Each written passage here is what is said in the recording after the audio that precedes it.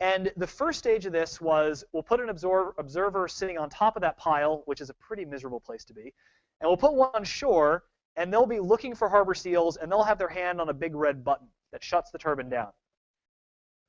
Now, we can only do this during daylight hours because the observers can't see the seals at night. So they operated like this for I think, almost a year.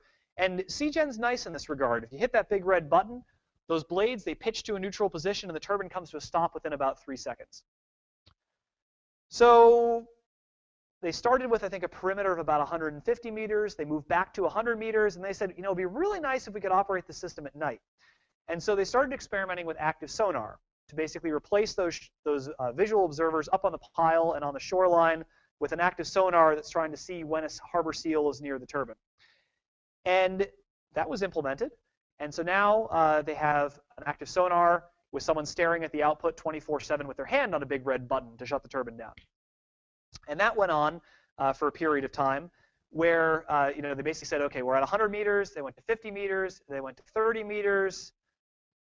And then someone asked the question, what's the risk to harbor seals? You know, we obviously haven't killed any harbor seals, but so far we've learned that if you shut a turbine down and it's sitting idle in the water, it doesn't kill harbor seals, which probably could have told you when we started the project. So the developer went to the regulatory agency and said, we'd like to now operate the system when harbor seals go past and really see what happens. And the regulator said, oh, I think that's a really bad idea. And I said, well, why? You know, we've proven that, you know, when they're 30 meters away, you know, the turbine shuts down, there's no problems. They said, well, yes, the harbor seals are now habituated. They think the turbine will shut down every time they're 30 meters away. So now they're at greater risk than they were when you put the thing in the water in the first place. So that gave the company a second thought, because now maybe the harbor seals are habituated, and let's say they run the experiment